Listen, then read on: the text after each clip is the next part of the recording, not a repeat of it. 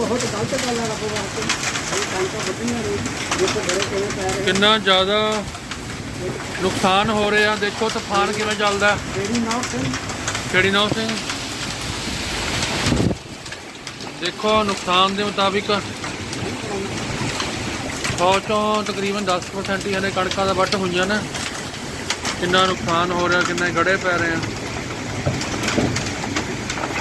तूफान कितना चल रहा।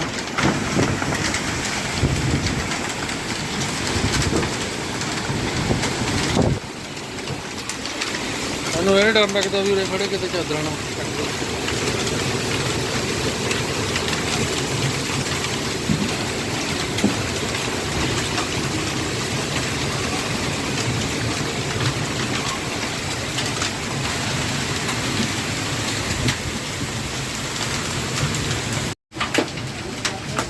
इन्ना खतरनाक तूफान है जो मौसम के विच कणकां दी वाढी दे विच खास करके फायदेमंद नहीं हैगा, नुकसानदायक। चलो गड़े पै रहे हैं, सुक्के ही गड़े चल पे, सुक्के ही चल रहे हैं।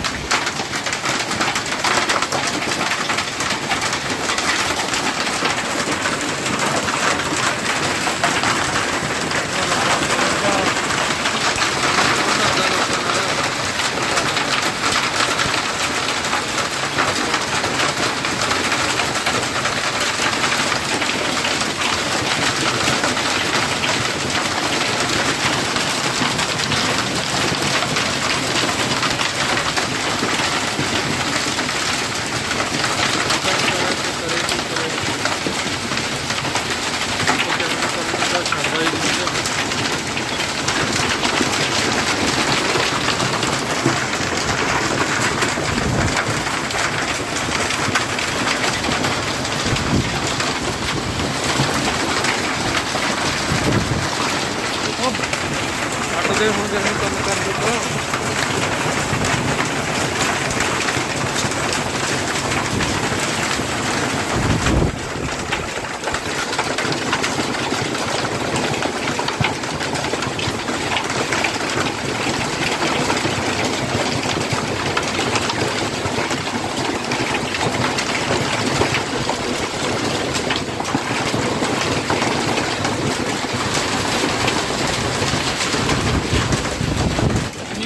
तेन आपत आई है।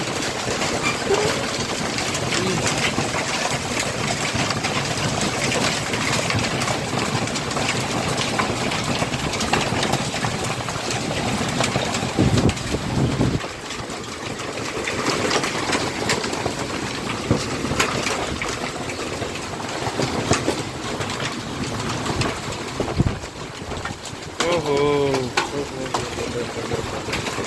धुप भी निकल गई, गड़े बारी नहीं हटती कोई।